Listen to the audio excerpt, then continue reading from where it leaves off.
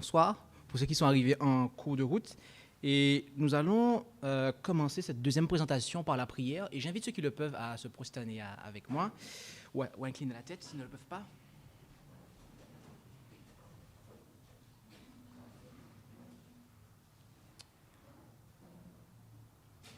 Notre Dieu, notre Père, nous te remercions de ce que tu as une fois de plus permis que nous puissions être rassemblés ici. Et alors que nous allons considérer ce propos, alors que nous allons parler et continuer cette présentation, nous te demandons la présence de ton esprit. Que par ton esprit, tu puisses toucher les cœurs de toutes celles et ceux qui auront à écouter ce message et qu'il puisse être manifeste que nous avons à te servir, toi le seul vrai Dieu, ainsi que Jésus ton Fils, dans la vérité que ta parole nous présente, sans compromis, sans mélange.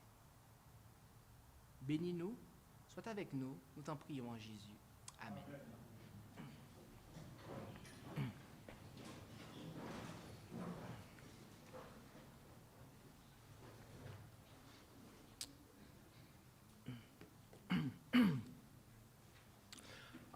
Vous m'excuserez pour tout à l'heure, je n'ai pas eu le temps de me présenter, j'ai été pressé et par de nombreuses obligations techniques. Mon nom est Jean-Christophe Bolotte et je suis éditeur, pasteur et je vis en France, bien que je sois né en Martinique. Donc, les autres messieurs et mesdames, bonsoir et, et bienvenue encore une fois. Avant de commencer, je dois vous dire quelque chose. Cette présentation est censée se terminer à 9h. Mais les 30 minutes qui vont suivre 9h, à savoir de 9h, de 21h à 21h30, nous allons avoir un moment de questions-réponses. Donc, si vous êtes intéressé, si vous avez des questions à poser sur ce qui a été dit dans la présentation précédente concernant l'œcuménisme dans la Bible, mais aussi sur le sujet que l'on va voir à présent, qui est sur les adventistes et l'œcuménisme, alors je vous invite fortement à rester de 9h à 9h30 pour poser des questions et peut-être que je vous apporterai une réponse. Avec la grâce de Dieu, je veux dire.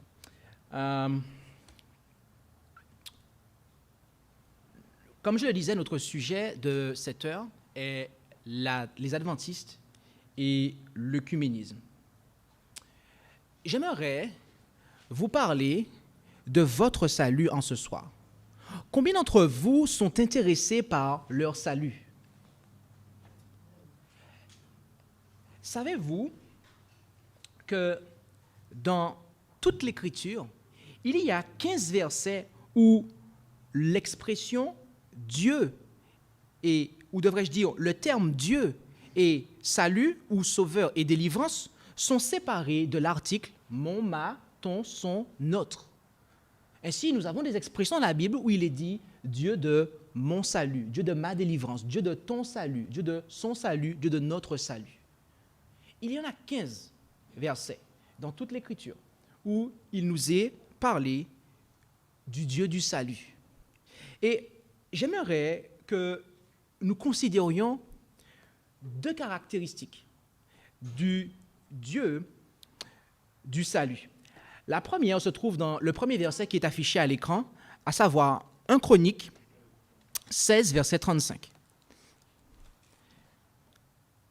J'ai déjà eu l'occasion de présenter ce sujet, mais j'avais présenté les 3 caractéristiques du Dieu du salut. Ce soir, nous n'allons rapidement en voir que 2, parce que la présentation de ce soir ne sera pas la même que celle qui a déjà été présentée pour ceux qui l'ont déjà considérée. 1 Chroniques 16, verset 35. 1 Chroniques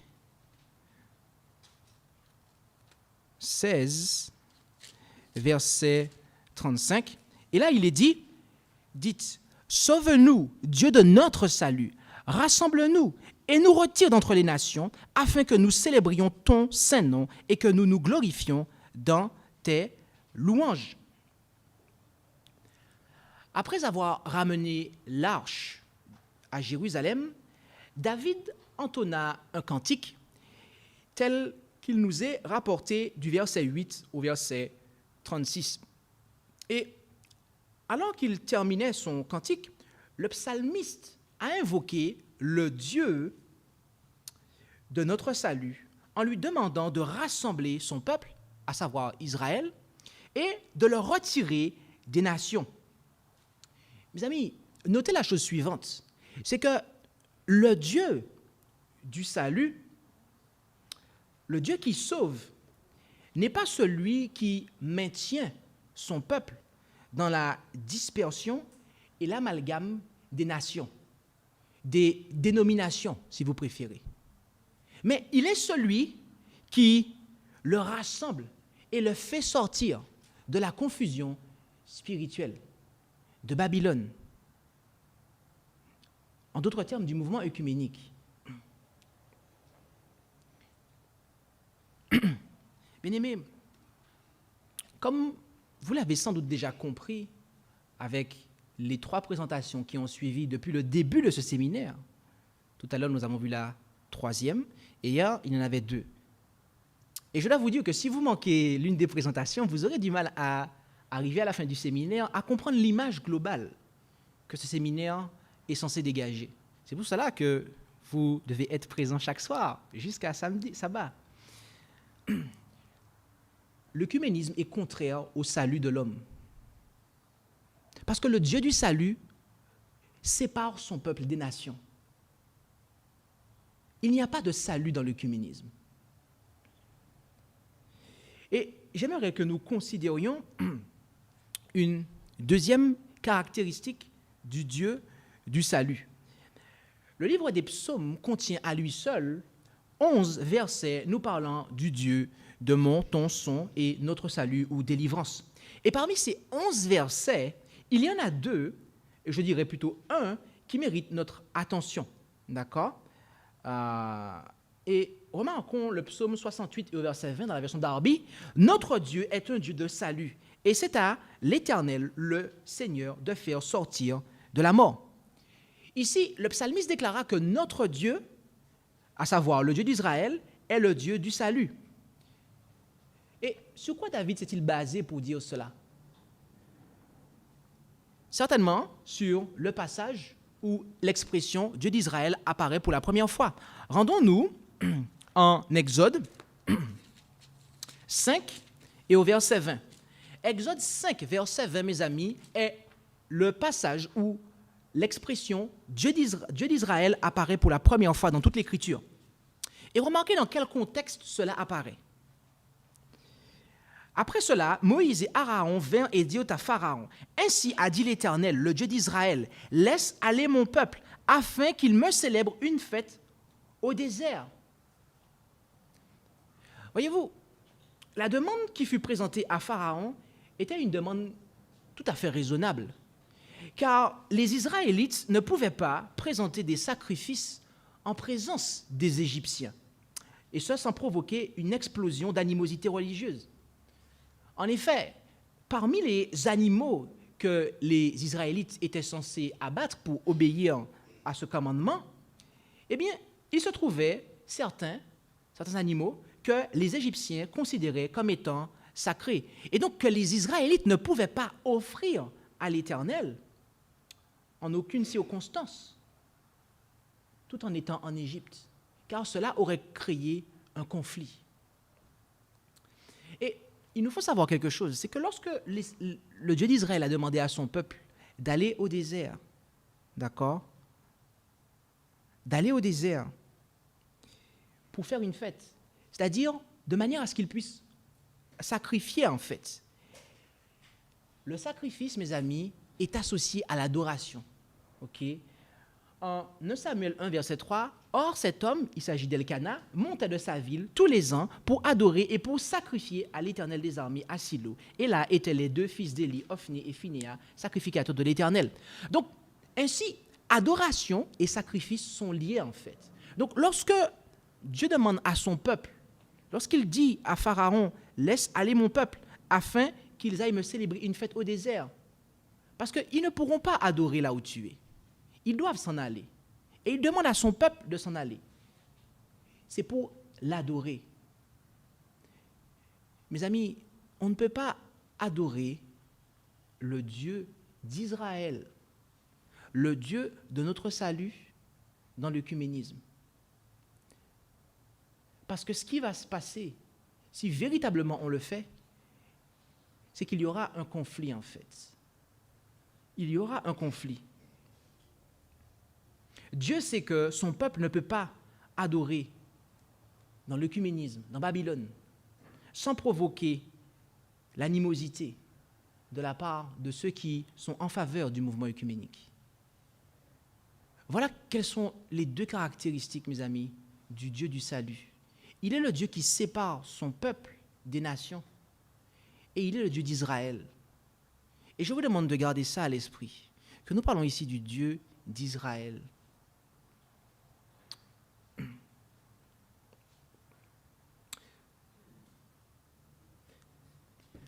En 1773, le Conseil œcuménique des Églises, à savoir le COE, a publié un livre intitulé « So Much in Common ».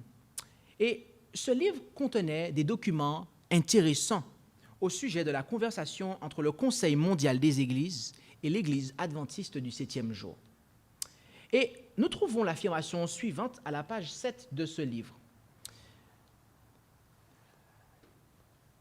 Le concile vint à l'existence en 1948, après des siècles d'essais infructueux afin de trouver un outil efficace pour l'unité chrétienne.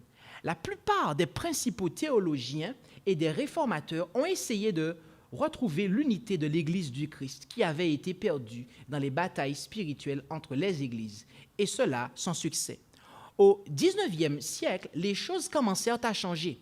Des mouvements laïques et des sociétés missionnaires ont fait tomber les barrières entre les différentes dénominations. Au XXe siècle, des chefs missionnaires chrétiens, des groupes en recherche d'une réponse chrétienne commune face aux problèmes sociaux de l'époque et des théologiens en quête d'une unité doctrinale se réunirent pour fonder le Conseil œcuménique des Églises. Voyez-vous, nous avons là ici l'historique. Ok? Comment ce Conseil œcuménique des Églises est arrivé, a pu arriver à l'existence en fait. Dans la présentation que nous avons faite tout à l'heure, nous avons vu, et c'est depuis hier en fait, que Satan en fait est à l'origine de ce mouvement œcuménique. Et voyez-vous, au moment même où Satan a mis en place ce mouvement œcuménique, à savoir au XIXe siècle, le XIXe siècle, c'est les années 1800. Ok, 1800, tout ça c'est le 19e siècle en fait. Au moment où Satan a commencé, il est dit au 19e siècle, les choses commencèrent à changer. Donc au 19e siècle, Satan est passé à une vitesse supérieure. Et il a commencé à mettre en place les choses pour arriver en 1948 au Conseil œcuménique des Églises. Au moment même où Satan a mis en œuvre, a commencé à activer la machine pour la création du Conseil œcuménique des Églises, eh bien, Dieu a suscité le mouvement adventiste. N'est-ce pas? Dieu a suscité le mouvement adventiste. Voyez-vous? Et ce mouvement devait être libre de toute erreur papale et ne pouvait qu'appeler les gens à sortir de Babylone. Et vous savez, lorsque Dieu fait son réveil, Satan aussi, il fait le sien. Satan aussi, il fait le sien.